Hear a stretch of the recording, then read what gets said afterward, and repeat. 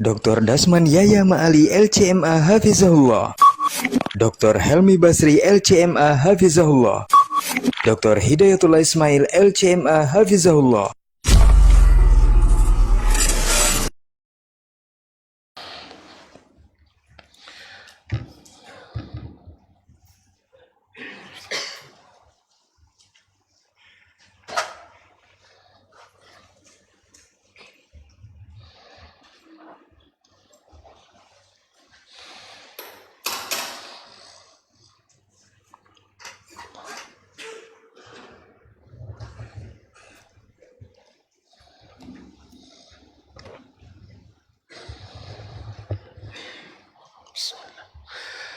Assalamualaikum warahmatullahi wabarakatuh. Alhamdulillahil wahidil qahhar, al-azizil ghaffar, muqawwiril layli 'ala an-nahar, tabsiratan liulil qulubi wal absar, wa'idhatan liulil nuha wal i'tibar. أشهد أن لا إله إلا الله وحده لا شريك له الملك الجبار وأشهد أن محمدا عبده ورسوله المصطفى المختار صلى الله عليه وعلى آله الأطهار وأصحابه القادة الأبرار ومن تبعهم بإحسان ما تعاقب الليل والنهار.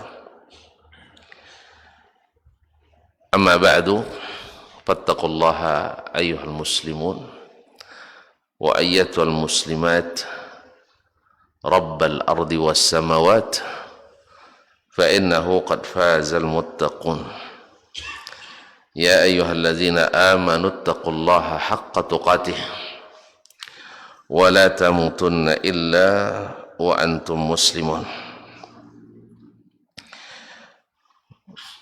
Ma'asyiral muslimin, ma'asyiral muslimat, bapak-bapak dan ibu-ibu, saudara-saudara dan saudari, serta adik-adik dan anak-anak jemaah salat subuh di Masjid Nurul Hidayah,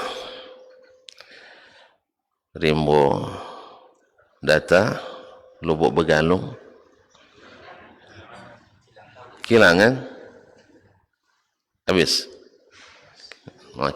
Kilangan, tidak ada Lubuk Begalung ya? Di mapnya ada Lubuk Begalung tadi, jadi Google yang salah bukan saya. Saya tengok jadwal solat tadi, dia tulis itu Lubuk Begalung. Nampaknya tetangga menguasai kita. Apa nama tadi? Rimbo Data, Lubuk Kilang. Lubuk Kilang, Masya Allah. Yang saya hormati, yang saya cintai, dan insya Allah sentiasa dikenal. Subhanallah. Memang subuh itu istimewa. Untuk yang bermental-mental juara, orang-orang hebat. Makanya subuh itu banyak sekali kelebihan yang Allah berikan kepada ahlinya. Subhanallah, hari ini hari Senin awal pekan ya, apalagi di awal bulan, sedang semangat kita pergi ke tempat pekerjaan. Kan tanggal 1 gaji, tidak cair-cair. Subhanallah. Khususnya yang bekerja di lembaga pemerintahan, tanggal 1 cair ya? Iya. Saya tidak pernah tanggal 1 kayaknya. Tanggal 5, tanggal 3. Tapi alhamdulillah. Semangat. Padahal itu hanya sedikit sekali dari sekian banyak keuntungan dan kepentingan duniawi. Semangat kita. Kalau saya misalnya perumpamaan aja, bergaji sebulan misalnya 3,5 juta, dari APBN berapa persen?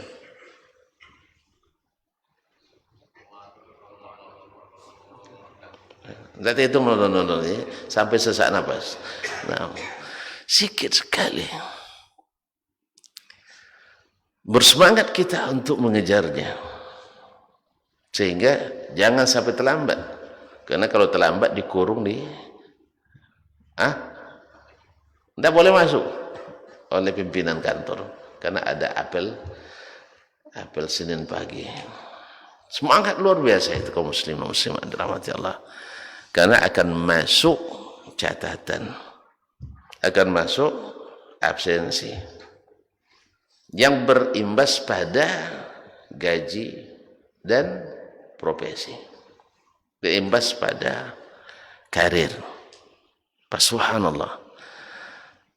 Nah, yang sedikit ini dari banyak menurut kita dari kepentingan duniawi, yang seluruh kepentingan duniawi ini dibanding dengan salat sunat subuh saja, belum wajibnya Ustaz, salat subuhnya saja, sunat subuhnya saja berapa? Salat sunat subuh, salat sunatnya 2 rakaat, panjang-panjang atau pendek-pendek?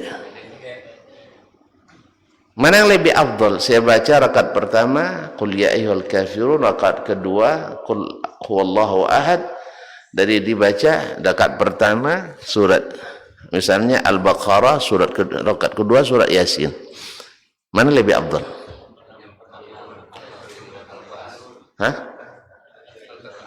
Kenapa Pak? Ini banyak ayatnya, ini sedikit. Itu sunnahnya Nabi SAW. Tahulah kita bahwa amalan Nabi itu barakah,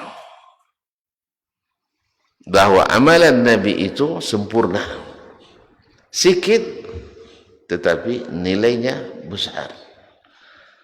Amalan kita besar, nilainya mungkin sedikit. Atau itu Ibnul Jauzi mengumpamakan orang-orang yang melaksanakan apa yang Nabi perintahkan dan contohkan, dengan mengamalkan amalan-amalan lain yang dia ijtihad sendiri tanpa dalil, seperti yang melaksanakan itu ikut Nabi SAW seperti orang yang mengumpulkan mutiara. Yang tidak mengamalkan itu seperti mengumpul batu dan kerikil. Mana yang mudah dicari, batu kerikil atau mutiara? Ini seriusnya. Mana yang lebih mudah dicari, batu-batu, kerikil-kerikil, pasir-pasir daripada mutiara? Batu-batu, kerikil-kerikil, mutiara, pasir-pasir. Oleh sebab itu, mana yang lebih banyak orang nambang pasir daripada nambang mutiara?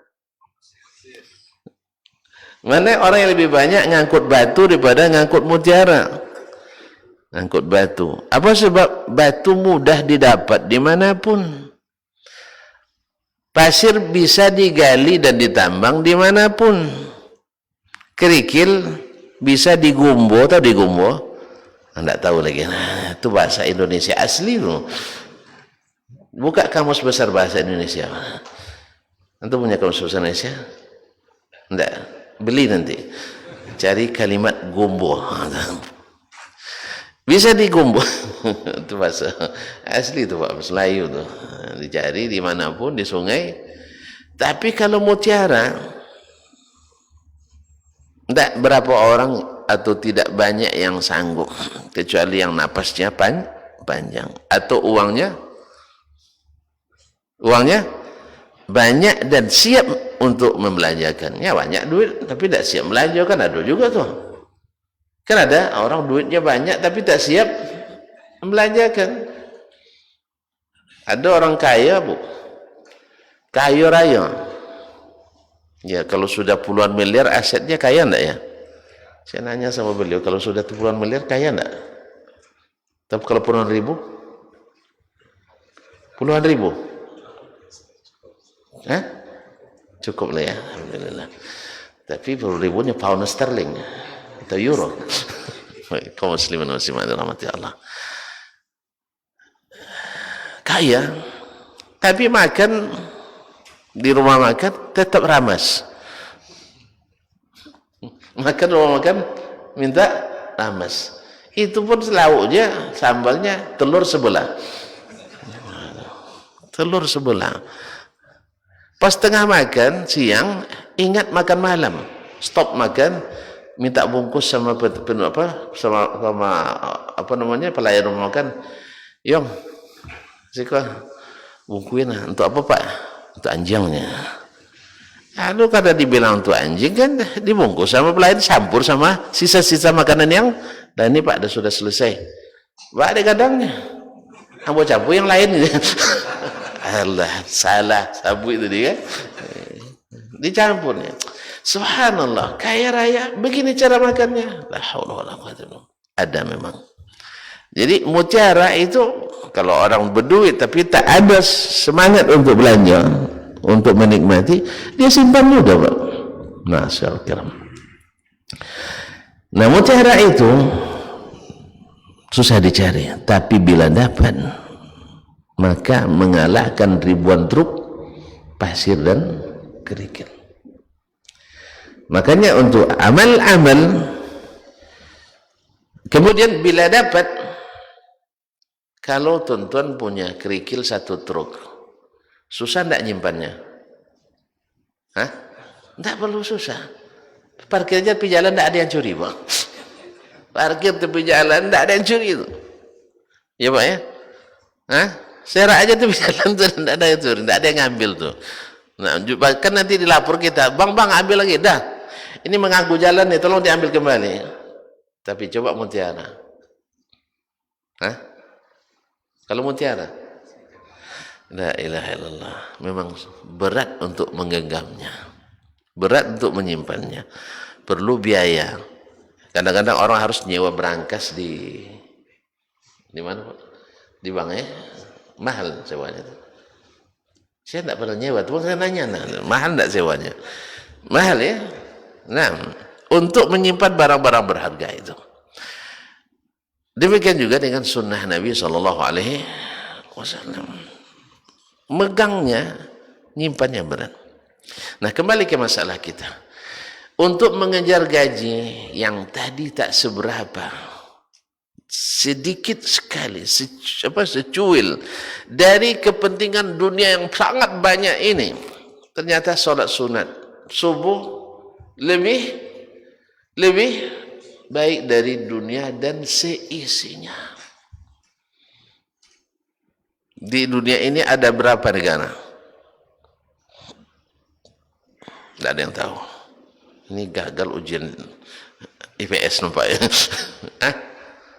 Berapa negara? 172 negara. Berapa orang presidennya? Sebanyak itu boleh? Ya, ada yang raja, ada presiden. Berapa istananya? Lebih banyak daripada itunya. Karena istana ada istana di sini, ada sana di sana. Apalagi kalau raja. Raja itu bukan hanya di dalam negeri, di luar negeri ada istana. Ya kan? Belum lagi jadi raja, berharap jadi raja ada banyak istananya. Betul kan? Ada istana di Casablanca, ada istana di Espanya, ada istana di mana lagi? Di Bogor. Nah, misalnya. Hanya istananya. Berapa ada pabriknya? Tentu kalau nak jadi presiden tak punya pabrik, tak bakal menang saat ini. Berapa pabriknya? Walaupun atas nama. Nah, pakai nama orang tidak paham, tidak bakal jadi presiden. Iyalah, sama kita. Nah, tidak bakal jadi presiden kita. Masyaallah kiram. Nah, berapa kebun, berapa pasar, berapa mall, berapa toko, berapa kantor? La ilaha illallah. ini semuanya dibanding dengan salat sunat subuh 2 rakaat yang lebih baik dipendekkan. Hanya qul ya ayyuhal kafirun di rakaat pertama, qul huwallahu ahad di rakaat kedua. Kata Nabi sallallahu alaihi wasallam, khairun minad dunya wa ma fiha, lebih baik daripada dunia dan seisinya. Nah, kalau demikian kaum muslimin, mau juga kita mengorbankan salat subuh kita, mengorbankan salat subuh kita demi gaji 3 juta. Berapa persen dari seluruh kepentingan dunia ini? Entah gimana caranya, tidak ada nilai sama sekali, tidak ada nilai sama sekali. Maka merugi yang jadi pegawai gara-gara ngejar kerja tak salat subuh berjamaah. Rugi orang-orang yang bekerja di kebun tak salat subuh berjamaah. Rugi para nelayan yang mencari ikan tak salat subuh. Rugi. Apalagi rugi ustaz. Tidak salat subuh berjamaah gara-gara menyiapkan bahan ceramah misalnya. Ma'asyal kiram. Ini kalau kita kembalikan ke kaji kita semalam, bukan tidak banyak payah nyebutnya, bukan tidak sedikit yang tahu, yang tidak tahu atau yang tahu, cuman sangat sedikit yang mau. Kita seperti yang saya bilang juga, orang kita ini, umat Islam ini kaya-kaya, cuman keyakinannya kurang. Jadi itu kaya kurang, cuman keyakinannya kurang. Dulu ada teman kuliah di Amerika cerita bahwasanya kalau artis-artis Hollywood, takut dia bilang apa artis Hollywood itu ada kebiasaan mereka di tahun atau di awal tahun atau di ujung tahun pesta besar, masing-masing bawa mobil super mutakhir paling mewah. Menurut kita kan Masya Allah orang-orang kaya, tapi ternyata ada anak-anak konglomerat dan pejabat kita pestanya lebih dahsyat lagi. Anaknya ini yang kuliah di sana pestanya bawa jet pribadi. Mana mahal, jet atau jet pribadi atau jet? Kita ombak. Lebih mahal. Berarti mana yang lebih kaya? Anak kita orang Indonesia lebih kaya daripada artis Hollywood Amerika. Tapi antum jangan cari siapa, saya tidak tahu, udah lama itu, saya udah lupa juga. Sekarang pula ingat nih kembali. Ma'asyarul kiram, kita ini kaya-kaya sebenarnya, cuman kata Syekh siapa, salah seorang Syekh kami bilang yang kurang pada kita adalah keyakinan. Syekh Muhammad Hasan dibilang yang kurang pada kita umat Islam ini adalah keyakin dengan janji Allah tadi, yakin dengan janji Allah. Sekarang kenapa orang lebih menyiapkan pekerjaannya daripada menyiapkan sholat subuhnya? Karena dia tidak yakin bahwa dengan sholat subuh pekerjaannya akan tetap eksis. Justru yang dikhawatirkan, kalau saya sholat subuh terlambat bekerja, sedikit dapat keuntungan, atau mungkin saya tidak akan dapat berkarir dan sebagainya, dan seterusnya. Berapa lagi bisikan-bisikan syaitan pada kita. Tapi bahkan yang terjadi justru selanjutnya, berapa banyak orang yang khawatir kalau sudah ngaji nanti tertutup pintu rezeki, kalau sudah ngaji nanti payah bekerja, takkan laku, dan seterusnya, bisikan syaitan pada kita. Tapi orang yang mencoba dan berani, Allah tak pernah menyia-nyiakan amalan orang yang beramal.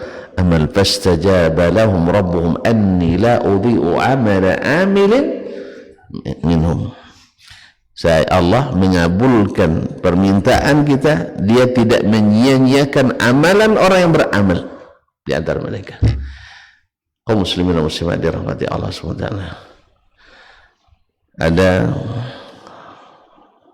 orang kalau ngaji nanti karir terganggu, rajin baca Quran jadi orang tertuduh, rajin celana cingkrang nanti tak bisa menjadi profesional. Apalagi di saat-saat derasnya terpaan subuhan dan tuduhan bahwa ciri teroris adalah berjenggot, celana cingkrang, selalu bawa Quran di mana-mana, dan salatnya 5 waktu di masjid.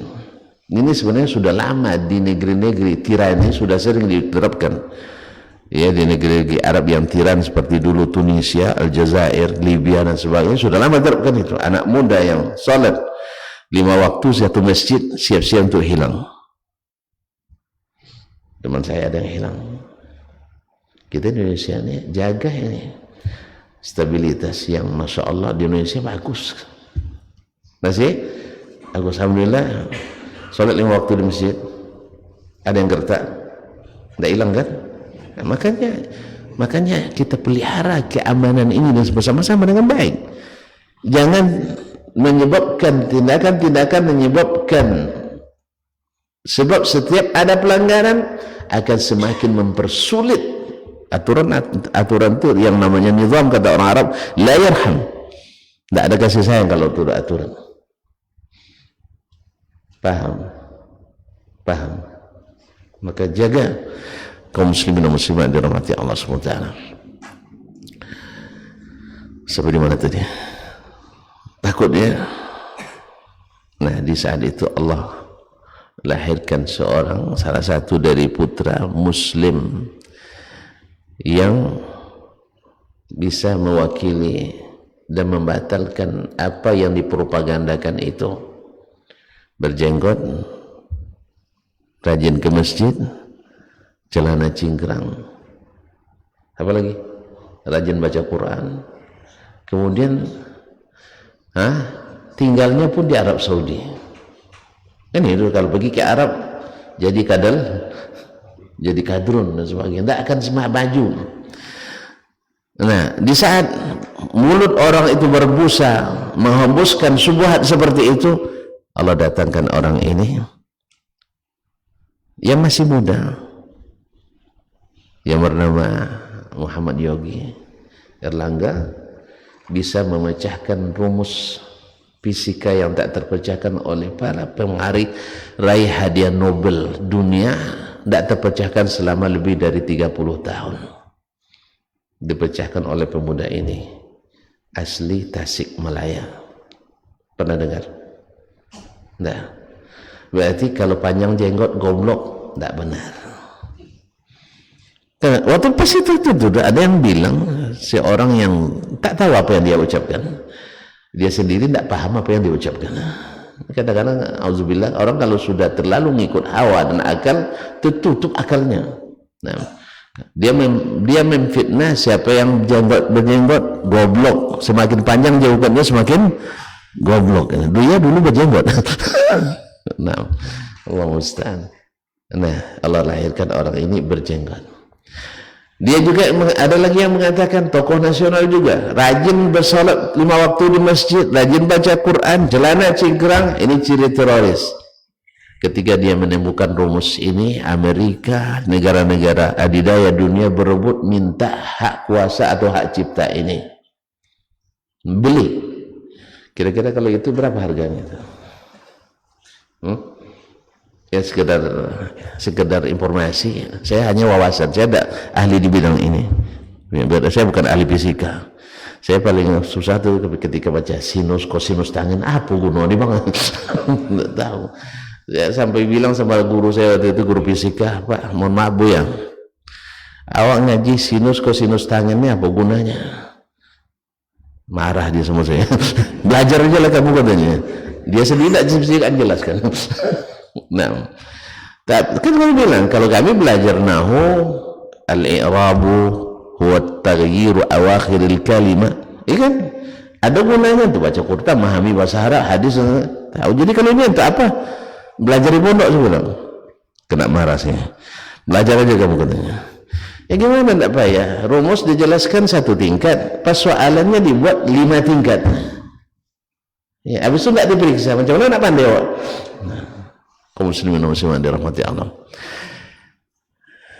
Kegunaan daripada rumus persamaan Hilbas ini adalah bisa menghemat energi perhubungan dan pertambangan sampai mencapai 65%.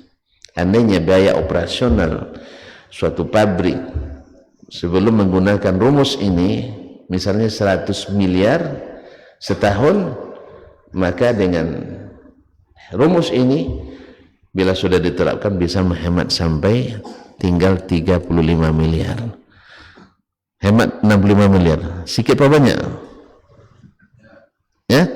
Maka patut orang nak berebut untuk dapatkan hak cipta itu. Sebab terbayang oleh mereka pabrik ini dan sebagainya, mereka yang memiliki hak patennya. Nah, lihat kaum muslimin dan muslimat. Orang yang di dadanya berisi Al-Quran, orang yang di dadanya berisi iman, yang senantiasa istiqamah menjalankan apa yang diperintahkan dan menghindari apa yang ditegah dan dilarang, pasti menyimpan rasa kasih dan sayang. Kenapa tidak?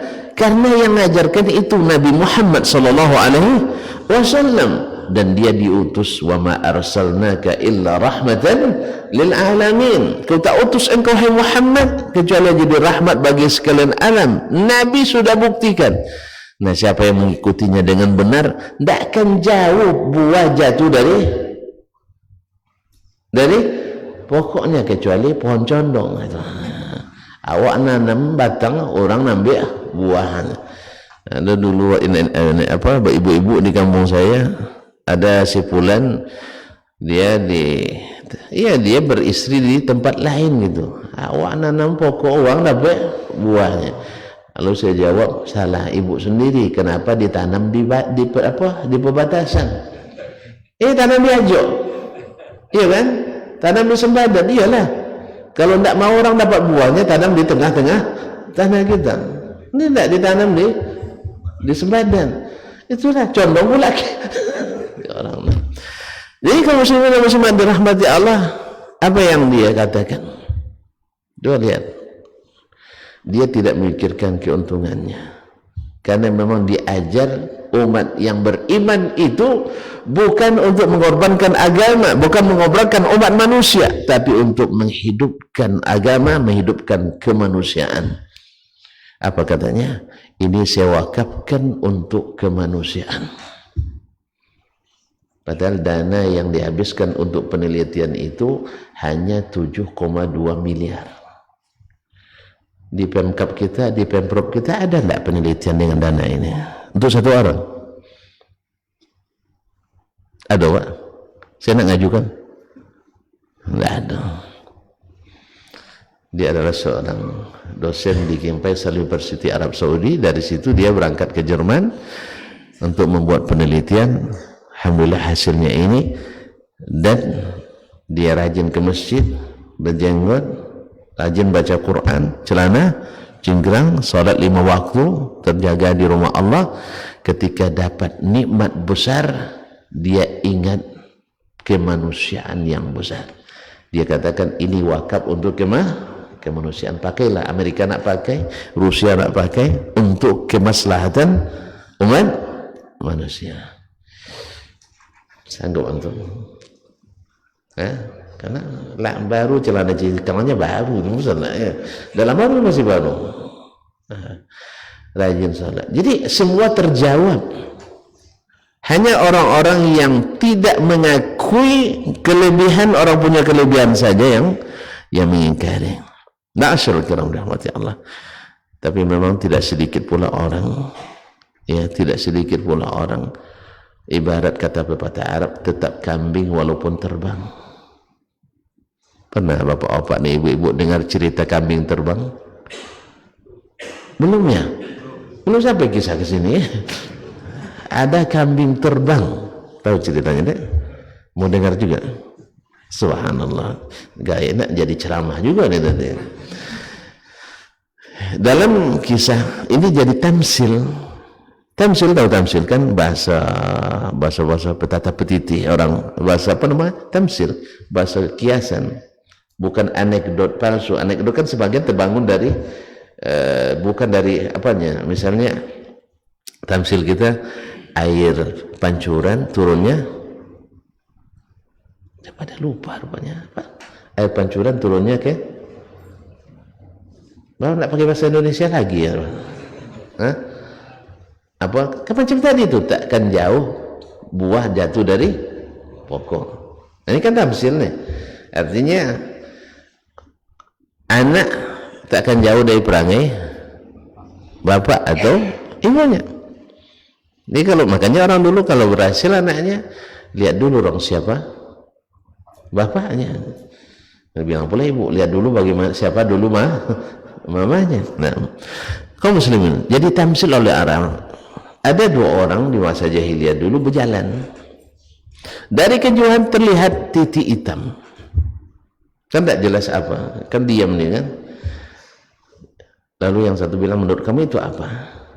Kalau menurut saya itu gagak. Yang tadi bilang, enggak, itu kambing katanya. Akhirnya bertaruh dia. Tahu bertaruh? Betawu. Enggak tahu juga. Nah, siapa yang benar? Taruhan bertaruh nih. Akhirnya bekejar mereka tempat itu. Pas sampai terbang itu. Kalau terbang berarti enggak. Yang bilang kambing tak mau menyerah, tak mau bayar. Pokoknya tetap kambing walaupun terbang. Ya. Walaupun kambing, apa namanya? Tetap kambing walaupun terbang. Akhirnya jadi tamsil bagi orang yang tak mau menerima kebenaran yang terang menderang. Nah, ini kata terang ini kaum muslimin muslimat, bahwasanya menjaga salat takkan merugikan sama sekali. Dan jaga apalagi salat 5, apalagi salat subuh berjamaah. Ma'asyiral kiram, apa saja kelebihan yang Allah berikan? Kalau tadi salat sunatnya saja lebih baik daripada dunia dan seisinya. Salat sunatnya lebih baik daripada dunia dan seisinya. Ada contoh kasus, ini contoh lain, contoh kasus orang yang hadir ya salat subuh di masjid. Habis itu ada pula pengajian. Ya, masih kerabat saya. Waktu itu dia kerjanya apa namanya itu ya, motong getah itu apa namanya? Menakiak getah. Menakiak gota. Ya. Karena yang ceramah subuh itu saya segan dia pergi. Biasanya subuh dia mulai berangkat, selesai jam 11. Tapi karena ini orang Sumando yang ceramah kan segan ya kan. Akhirnya ditunggunya sampai suruk. Berapa terlambatnya itu? Sejam lebih. Yang namanya daspan ceramah tidak ada singkat. Ya, kalau janjikan 11 paling selalu lebih sedikit. 11 lebih 1 jam. Akhirnya dia tetap duduk. Setelah selesai, nih orang sholat dia sholat pula. Nah, sholat sunat. Habis itu dia berangkat. Subhanallah, justru selesainya dia cerita langsung lebih cepat dari sebelum atau seperti bayi biasa.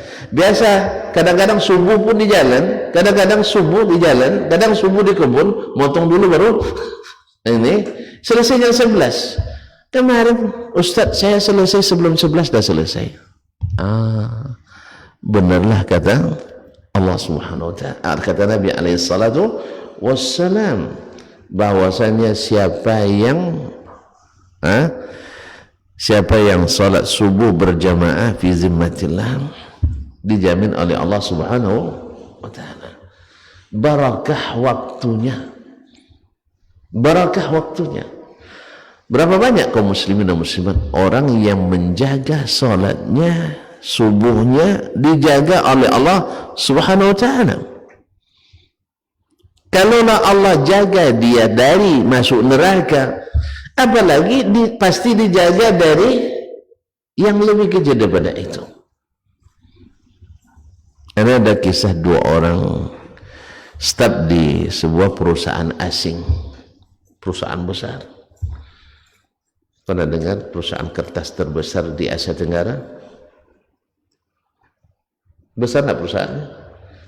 Ya, manajernya saya dari Taiwan. Ada dua orang tugas luar, masuk dalam perjalanan azan orang di masjid. Kalau azan masjid kan sudah dinas mau habis kan. Kalau berhenti terlambat bisa-bisa didenda. Jelas? Kalau tidak berhenti didenda sama Allah nanti.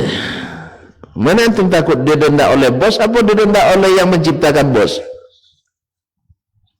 Ini jujur ini. Yang kurang iman takut sama bos, pasti itu. Yang kuat iman pasti takut sama bos. Tapi yang kuat iman dia lebih takut pada yang menciptakan bos. Ustaz berteori, pandai Ustaz ya. Enggak, saya sudah lakukan. Ya semampu yang saya bisa. Ya. Mau bukti? Mau bukti fisik? Hah? Kalau ada cair dananya saya berikan bukti fisik. Kan bukti fisik untuk pencairan dana Ustaz ya. Kaum muslimin muslim. La ilaha illallah Muhammadur Rasulullah.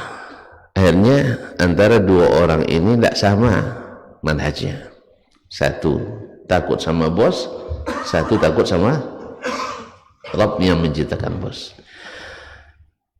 Disebutkan olehnya, yang satu terus ke perusahaan, tidak ikut sholat, dia sholat nanti saja. Kan Allah Maha Pengasih Allah Maha Pengasih Maha Penyayang. Tahu dia nanti diampuninya itu. Yang satu tidak. Dia bilang ini hak Allah dan ini hak manusia. Hak Allah kalau diundur marah dia, tidak ada penggantinya karena Tuhan kejarnya satu. Kalau hak bos marah dia, bos masih banyak bos lain. Bahkan kita setelah itu bisa jadi bos, ya kan? Bos akan berganti-ganti dia. 2 tahun kena mutasi. Kadang-kadang kesalahan anak buah bos yang diganti. Iya. Maka kenapa tuh takut sekali sama bos itu? Bos itu sebentar diganti lagi dia. Pegawai yang jarang diganti, lambat digantinya. Harusnya pegawai lebih kuasa lebih berani sebenarnya bos. Bos sebentar jabatannya. Iya deh. Nah, ada yang satu berhenti, yang satu tidak. Subhanallah. Dua-duanya akhirnya terlambat juga karena macet di jalan. Tentu yang tidak berhenti lebih cepat sampai. Dari mana kamu? Bos, macet di jalan. Macet, tidak ada alasan. Gaji kamu dipotong 2 hari. Potong 2 hari gaji, kena marah dan dipotong. Habis itu yang mampir sholat tadi tentu lebih lambat lagi. Tetapi suara bosnya tidak sekeras tadi. Apa? Dari mana Pak? Pak, bukan dari mana? Kenapa terlambat? Saya katakan tadi pas di jalan saya kedengaran azan. Akhirnya saya mampir sholat dulu Pak. Oh gitu ya? Lah besok jangan terlambat lagi ya. Selesai. Jadi kaum muslimin dan muslimat dirahmati Allah, Allah Maha memiliki hati. Hati orang mukmin, hati orang kafir, semuanya di tangan Allah Subhanahu wa taala. Jelas ya? Kaum muslimin. Dan kisah-kisah seperti ini banyak. Makanya kita perlu keyakinan. Tadi saya katakan, kalau sudah keyakinan, mereka 1000 waktu itu bisa lawan 3000 kan? Kayak gitu. Ini tidak mengajak berlawan, saya jangan salah paham pula. Artinya, kan itu yang paling ditakutkan orang. Yang paling ditakutkan orang kan nyawa. Ya kan? Di bawah itu harta. Di bawah itu tahta. Di bawah itu itu sebagainya.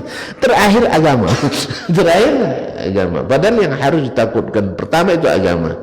Kalau agama sudah di atas, semua itu akan mudah kita hadapi. Makanya mereka siapkan.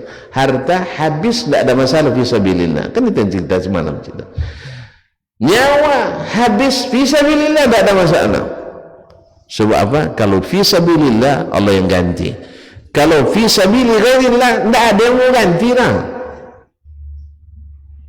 Makanya kalau kita kaum muslimin dan muslimat dirahmati Allah, andainya negeri kita diserang oleh musuh sekarang ini misalnya, nak direbut negara kesatuan Republik Indonesia oleh orang luar, maka umat Islam wajib bangkit berjihad melawan penjajah. Tapi jangan lupa, bukan atas nama selain Allah, tapi atas nama jihad fi sabilillah. Sebab jihad fi sabilillah lah yang lebih besar. Sebab jihad fi sabilillah negara terjaga, pahala didapat. Tapi kalau bukan fi sabilillah, negara belum tentu dijaga. Apa sebab? Allah tak bantu kita. Makanya dalam perjuangan kemerdekaan dulu yang banyak teriakan Allahu Akbar, bukan fire. Fire tuh muslim. Fire itu tapi adalah Allahu Akbar. Disiram negeri ini dengan darah para syuhada. Ma'asyiral kiram dirahmati Allah.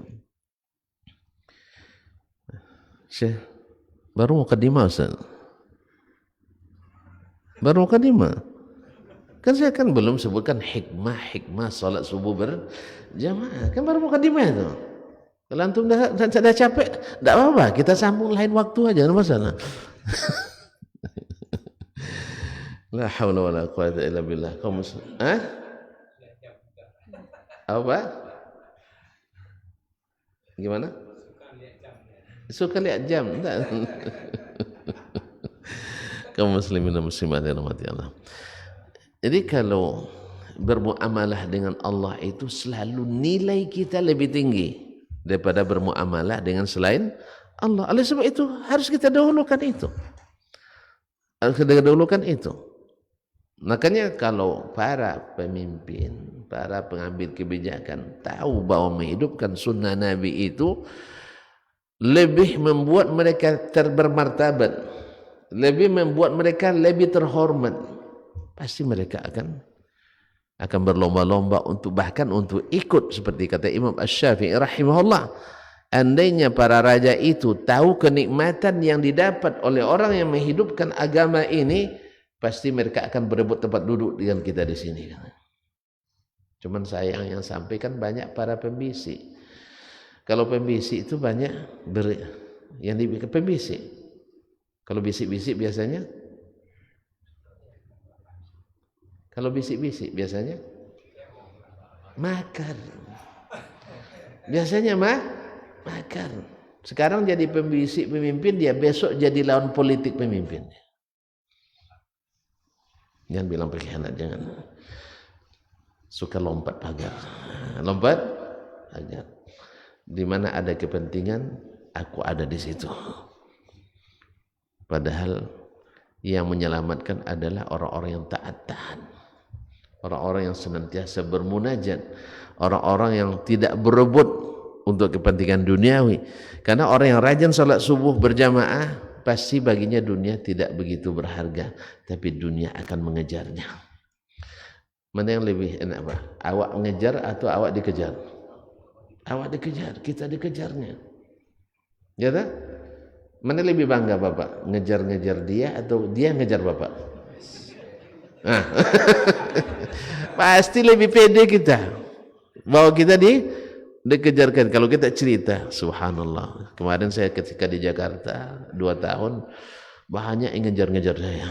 Daripada saya ketika di Jakarta, berapa orang yang saya kejar, tidak ada yang dapat. Maka dunia itu seperti itu. Biarkan dia mengejar kita.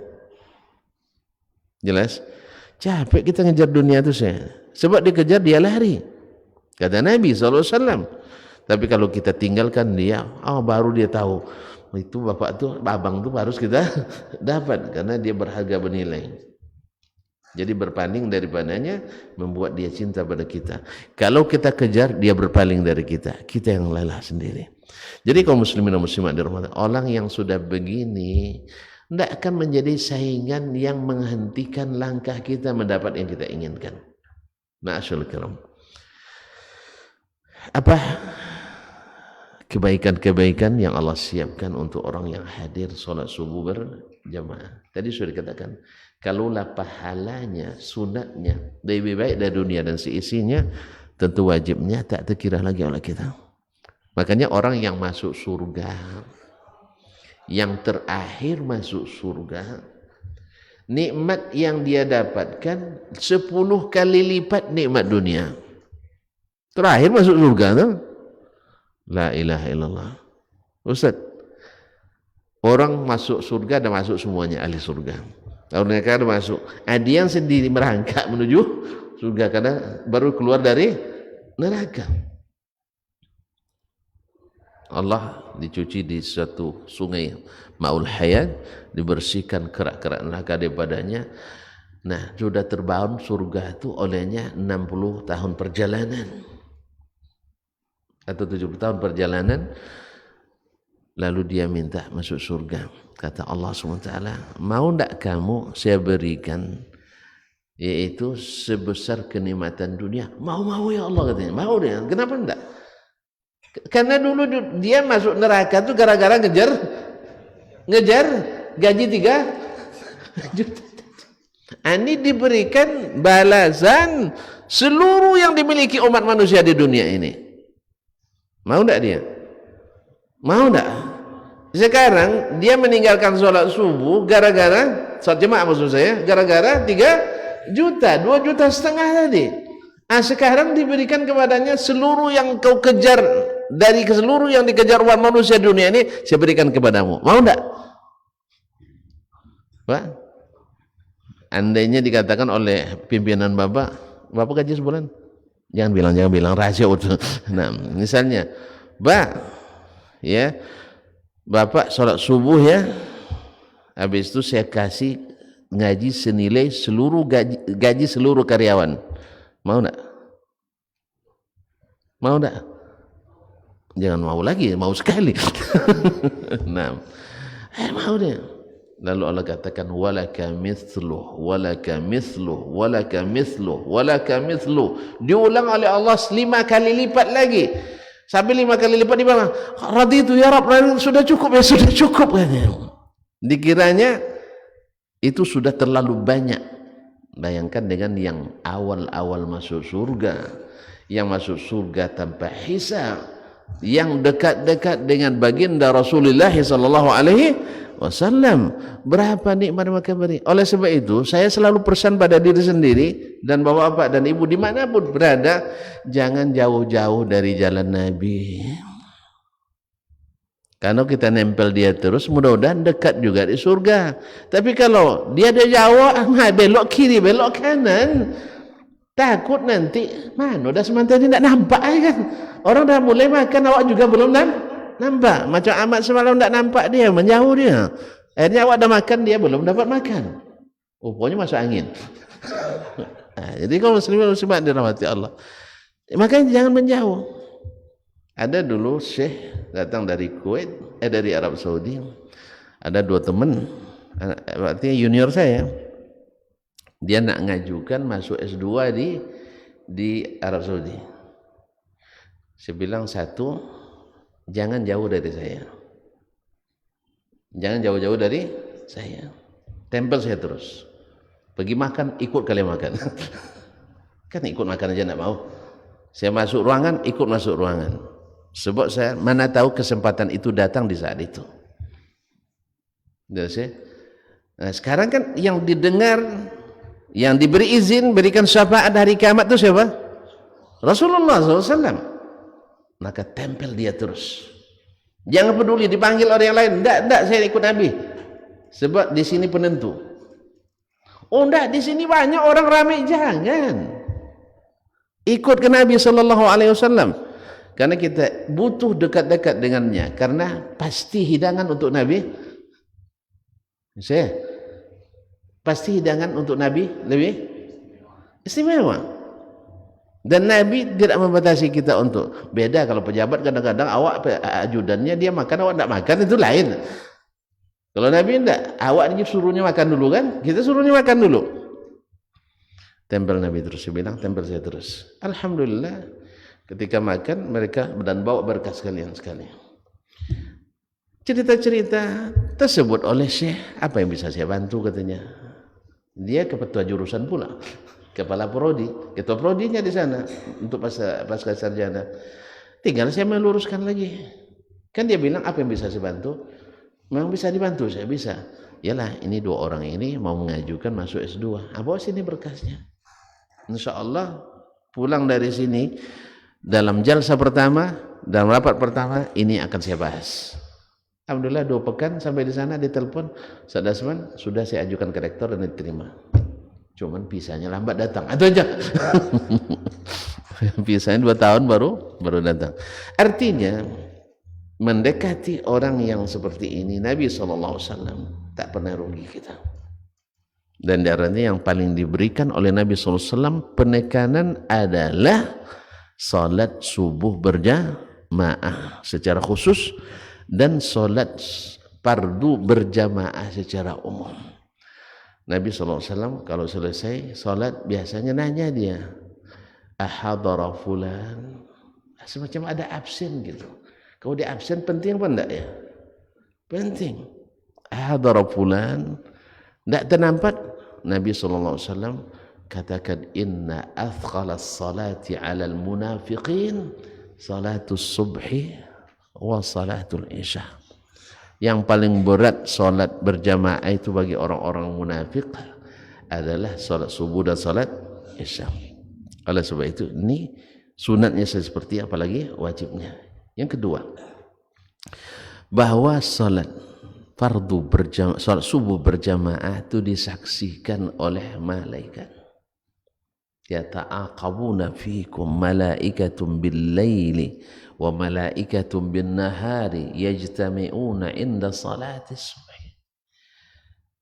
Malaikat itu ada pergantian shift tugasnya. Ada yang tugas malam, ada yang tugas siang. Subhanallah, bertemu mereka di waktu salat subuh. Istilahnya apa istilahnya pergantian shiftnya? Di waktu salat subuh. Nah, Allah bertanya, "Kaifa taraktum ibadi?" Maksud Allah bertanya bukan Allah tidak tahu, maksudnya untuk membanggakan orang-orang itu kepada para malaikatnya. Apa katanya? Wa adraknahum wa hum yusallun wa taraknahum wa hum yusalluna ya Rabbana. Kami ketika turun ketemu mereka salat, ketika balik ketemu juga mereka salat. Allah SWT membanggakan. Yang ketiga, siapa yang salat subuh berjamaah fi zimmatillah, dalam jaminan Allah tabaraka wa taala. Kalau Allah yang jamin, kalau Allah yang jamin, syaitan aja angkat tangan. Syaitan kalangan jin, apalagi syaitan agak dari kalangan manusia. Ma'asyarul kiram dirahmati Allah. Apalagi jaminan di sini yang berkaitan dengan keimanan dan Islam kita. Siapa yang menjaga sholat subuh berjamaah kokoh. Tuan-tuan mungkin pernah dengar tentang Buya Abdul Malik Amrullah, pernah dengar? Tidak boleh orang Minang tidak tahu.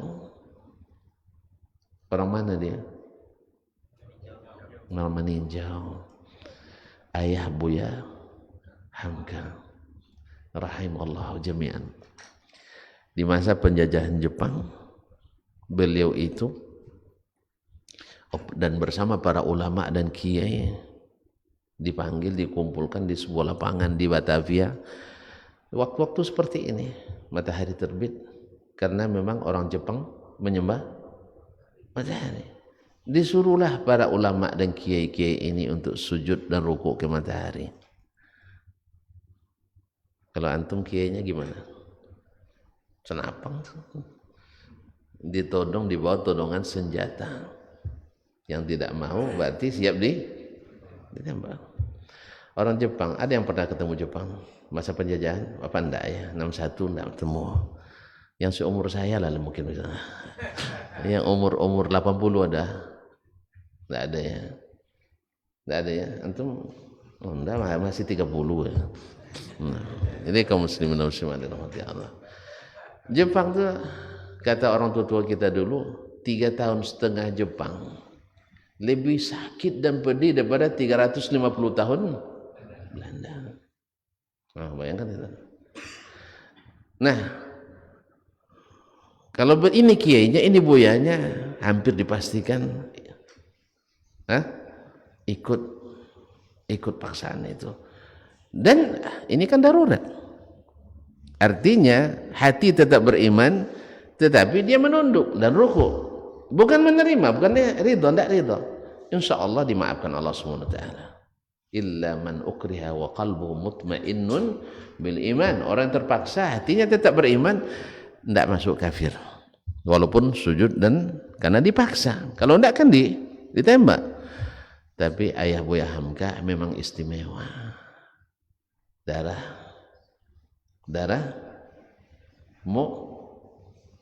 Minang, darah mukmin ya. Ya, darah pemberani. Karena senantiasa bangun di dini hari. Senantiasa bermunajat kepada Ilahi. Akhirnya hanya dari sekian banyak sendiri dia tetap tegak. Tidak mau tunduk kepada ciptaan Allah. La tasjudu lisyamsi wala lilqamari wasjudu lillahi alladzi khalaqahunna in kuntum iyyahu ta'budun. Jangan sujud ke matahari, jangan sujud ke bulan, tapi sujudlah kepada Allah yang menciptakannya. Kalau kalian benar-benar ibadah. Ini yang dipegang oleh Buya. Ditembak? Ternyata tidak. Karena memang hati itu di tangan Allah. Allah jadikan hati orang kafir itu, orang Jepang itu menghormati orang yang punya prinsip hidup. Dia punya prinsip, ini orang hebat. Dia hormatinya. Padahal kan sebenarnya dia katakan akan dibunuh kan. Nah, ditanya oleh Buya Hamka setelah kemerdekaan, apa ya dulu tidak berani tidak sujud, padahal diancam bunuh. Dia bilang, nah, yang ayah tahu sakit itu mati itu tidak ada yang tidak sakit. Mati di tempat tidur sakit juga. Innalil mauti la sakarat. Mati ditembak juga sakit. Nah, kalau sakit untuk apa takut? Ya tak? Digini sakit, digini dah sakit. Bahkan untuk apa takut ditembak? Masya Allah. Ingat dia kata-kata Buya Abdul Malik itu. Semoga di bumi Minang ini lahir-lahir orang. Insya Allah sudah nampak bibit-bibitnya. Ini jangan sia-siakan. Orang-orang hebat-hebat banyak dari sini. Bahkan sampai ke luar negeri. Kita mungkin bisa mendengar Syekh Ahmad Khatib Al-Minangkabawi. Di antara murid-muridnya adalah tuanku Imam Bonjol. Ada lagi seorang ahli pemilik sanad tertinggi di masanya, Syekh Muhammad Yasin Al-Fadani. Semoga Allah merahmati mereka semuanya. Masih banyak lagi. Bahkan di antara guru-guru kami juga ada di antara mereka yang di sana. Ma'asyiral kiram dirahmati Allah. Allah jaga bizimatillah. Di antara hikmahnya adalah siapa yang sholat subuh berjamaah seperti sholat malam sempurna semalam. Ya, isya sholat setengah malam. Dilanjutkan dengan sholat subuh berjamaah seperti sholat sepanjang malam. Subhanallah, Allah Maha Pengasih Maha Penyayang. Kaum muslimin dan muslimat dirahmati Allah. Dan Allah berikan kelebihan itu kepada orang-orang yang hadir di rumahnya di waktu sholat subuh berjamaah. Kemudian sholat secara umum menghapus dosa-dosa antara sholat dengan sholat itu. Kalau tak ada lagi dosa, Allah ganti dengan kebaikan. Itu sholat secara umum, apalagi sholat subuh yang lebih afdal. Salat subuh disaksikan. Dan Allah bersumpah dengan waktu subuh, wal fajri walayalin ashr. Allah tidak bersumpah dengan makhluknya kecuali yang utama. Ma'asyarul kiram dirahmati Allah SWT, bahwasanya salat subuh berjamaah itu mendatangkan rezeki, memudahkan jalan kita. Allah mudahkan. Dan salat subuh berjamaah menguatkan iman, bebas dari kemunafikan. Walaupun hadis yang berbunyi, siapa yang salat subuh berjamaah kutibat lahu bara'atan, dituliskan baginya pembebasan dari nifak dan ishhadu man la ilaha illallah Muhammadur Rasulullah idza ra'aitumur rajula ya'tadul masajid fashhadu lahu bil iman. Apabila kalian melihat seseorang yang senantiasa ke masjid, saksikan dia beriman. Secara lafaz ini adalah lafaz yang riwayatnya tidak sahih atau dhaif, tetapi makna secara umum bahwasanya Nabi mengatakan salat berjamaah itu adalah tanda iman. Sebab dikatakan yang paling berat bagi kaum munafikin adalah salat subuh dan salat isya. Berarti ringan bagi kaum mukminin. Maka biar kalau sudah ringan bagi kita salat ini berjamaah, mudah-mudahan kita termasuk ahlul iman. Dan yang selanjutnya Nabi mengatakan siapa yang menjaga 2 salat di waktu dingin, man shallal bardaini dakhalal jannah. Siapa yang salat di waktu yang 2 ini yang dingin, kapan waktu dingin? Asar dan subuh, pasti masuk surga. Subhanallah. Semoga Allah SWT jadikan kita, dan masih banyak lagi fawaid dan hikmah, dan tentu saja yang sangat-sangat juga kita harapkan kalau kita sholat subuh, apalagi kalau subuhnya dilambatkan sedikit, bukan langsung azan langsung qamat, ya, menunggu lebih lama. Kemudian sholatnya lumayan seperti imam, Masya Allah, tidak panjang sekali, juga tidak terlalu pendek. Jangan inna a'tayna atau wal asri, ya, belum hilang kantuk, dah selesai sholat, habis itu langsung pulang. Tentu nak tidur kita, tidur di waktu selepas subuh, rezeki dipatok ayam kata orang tua kita. Iya, artinya barakah hilang. Padahal Nabi SAW mendoakan Allahumma barik li ummati fi bukuriha. Nah, kalau seandainya antara terbit matahari dengan salat subuh tak terlalu panjang, insya Allah kantuk pun hilang. Sehingga tidur setelah subuh insya Allah dapat diantisipasi dengan itu. Apalagi kalau setelah subuh tidak pulang. Seperti sekarang, kan tidak ada yang tidur nih. Apalagi yang depan saya. Apalagi yang depan saya. Nah, karena ada yang tidur, saya bilang kalau ngajar di mahasiswa itu boleh tidur, tapi siap-siap saya bangunkan. Siap-siap saya bangunkan. Caranya itu terserah saya. Biasanya tidak pakai ayo bangun, tidak, pandailah saya. Kalau nak tahu jadi mahasiswa saya. Nah, itu. Jadi antara cara saya gitu. Siapa yang lapar di kelas? Siapa yang belum sarapan tadi? Kan nunjuk itu. Ini coba bangunkan itu, udah sarapan apa belum? Dengan sarapan langsung bangun ya. Nah, ini disiapkan sarapannya. Nah, kalau makan siang, pas waktu makan siang saya ngajar, gitu juga kadang. Dia siapkan makan siangnya. Sering kami makan basamu di dalam kelas. Nah, alhamdulillah. Itu kalau waktu ada rezeki, kalau tidak saya diam-diam aja.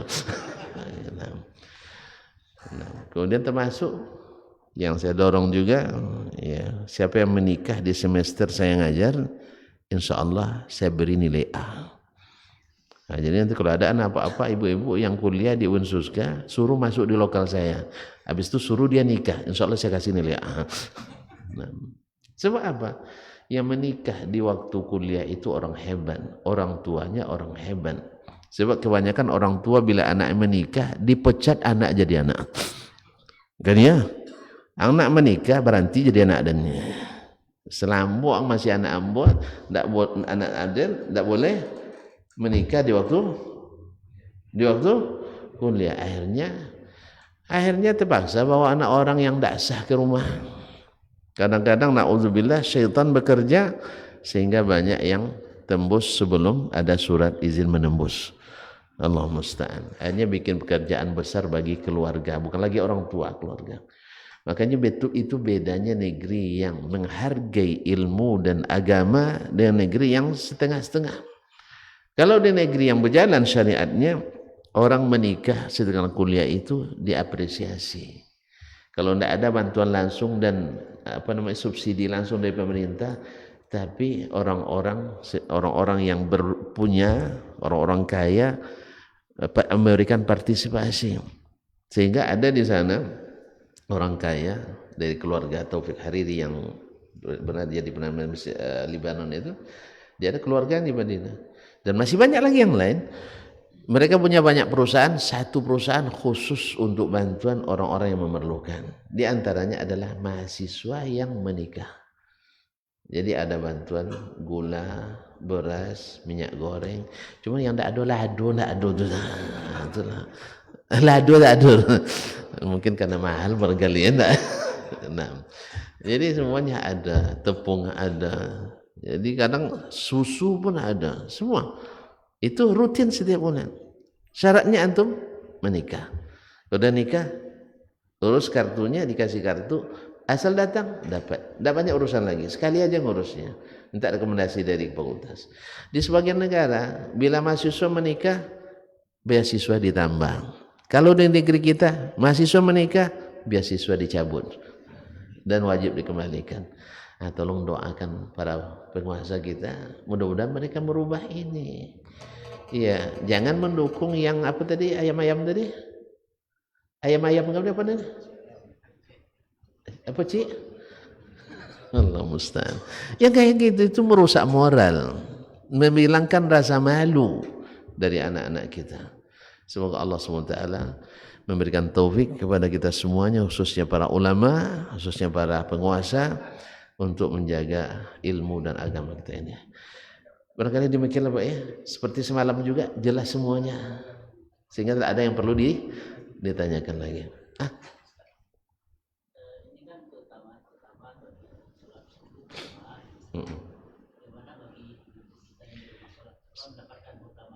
Iya, iya. Nah, perempuan juga mendapatkan. Kenapa tidak? Karena Allah dan Nabi-Nya menyuruh mereka yang sholat di rumahnya. Kalau dia datang, mudah-mudahan juga dapat. Wallahu ta'ala alam. Dia pasti dapat. Alhamdulillah. Mau jadi perempuan? Mau jadi perempuan? Enggak.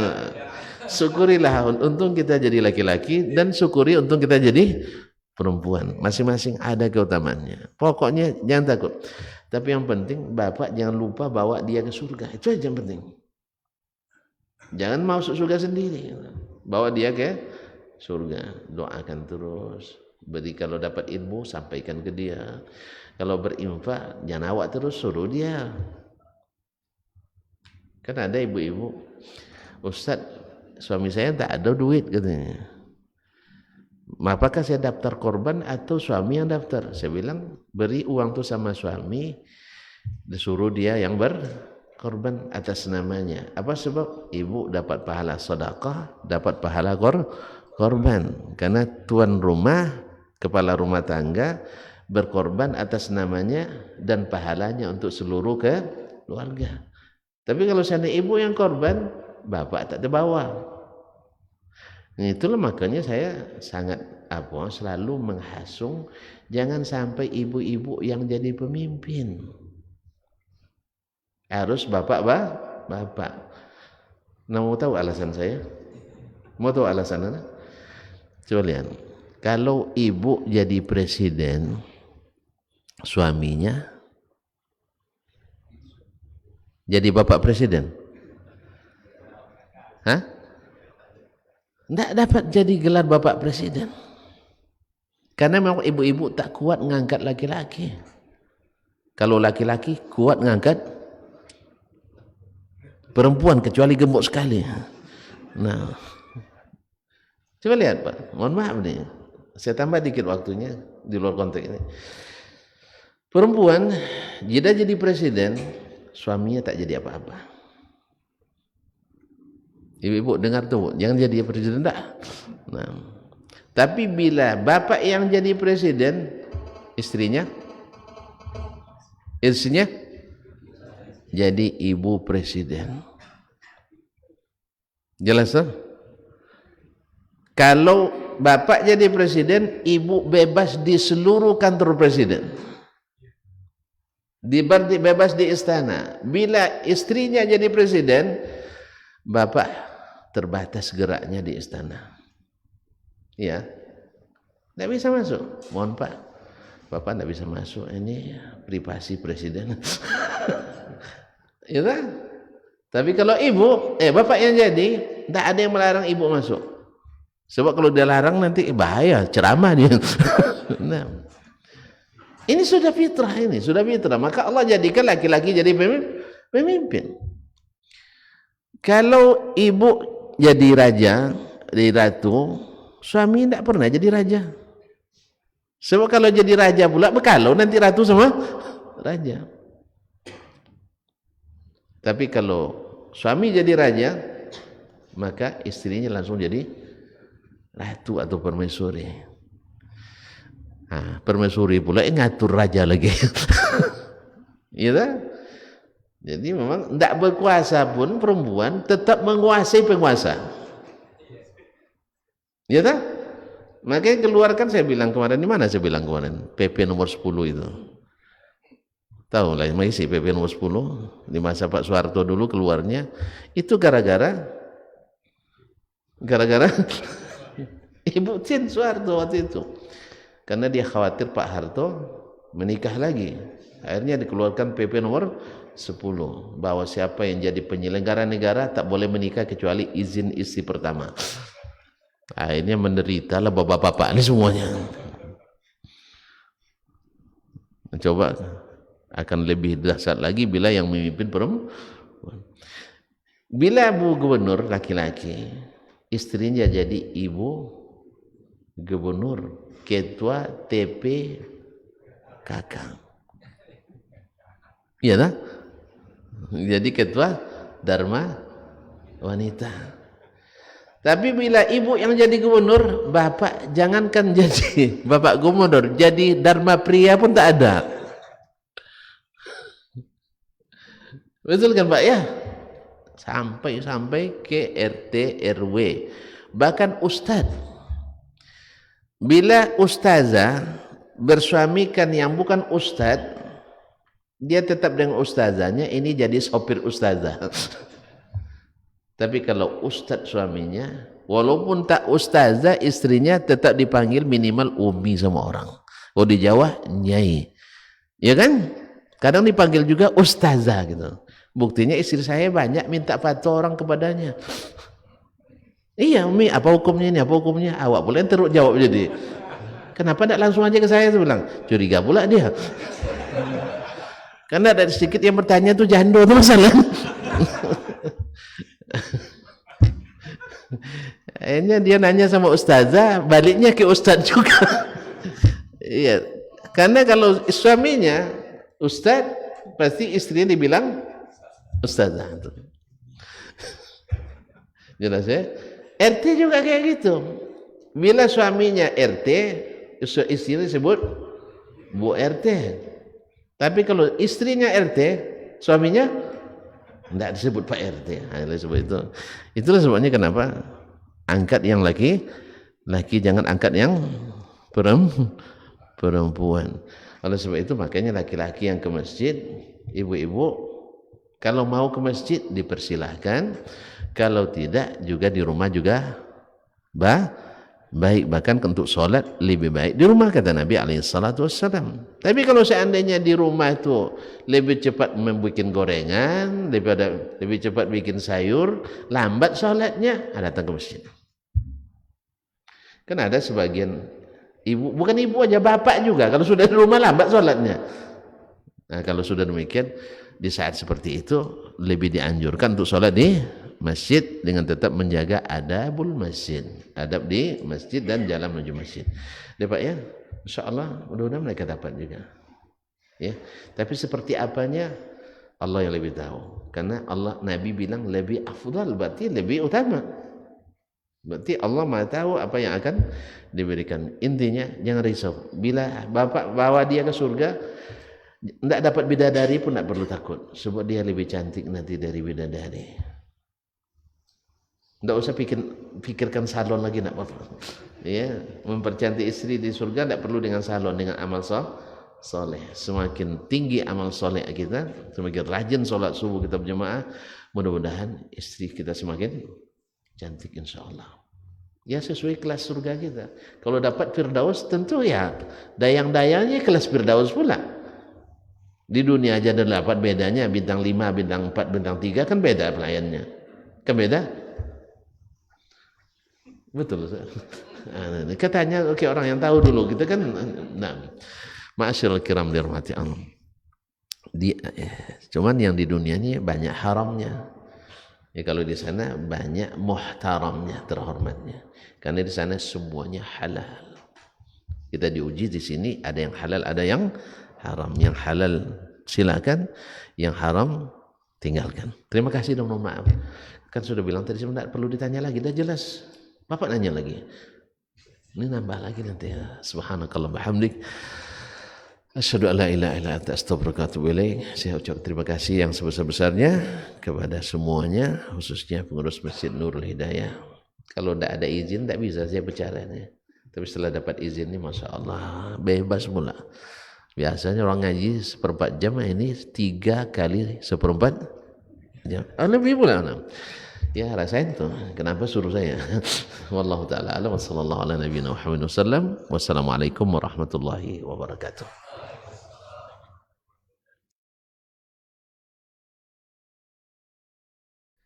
Majtama'a qaumun fi baitin min buyutillah yatluna kitab Allah wa yatadarasunahu fima bainahum illa nazalat alaihimus sakinah wa ghasyiyatuhumur rahmah wa haffat bihimul malaikah wa dzakarahumullahu fiman indah.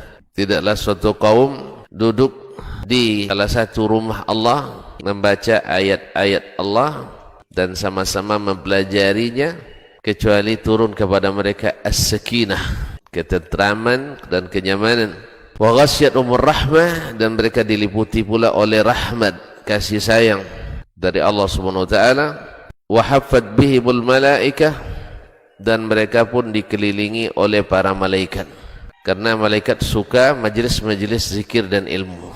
Wa dzakarahumullahu fiman indah, dan Allah akan banggakan sebut-sebut mereka di kalangan malaikat-malaikat yang ada di sisinya, di masyarakat atas. Mudah-mudahan kita termasuk yang sering disebut-sebut di sisi Allah di kalangan para malaikat, dan di akhir majelis ini mudah-mudahan kita pula mendapatkan seperti yang tersebut dalam hadis qudsi, qumu maghfuran lakum, silahkan berangkat meninggalkan majelis ini dalam keadaan diampuni dosa-dosa kalian.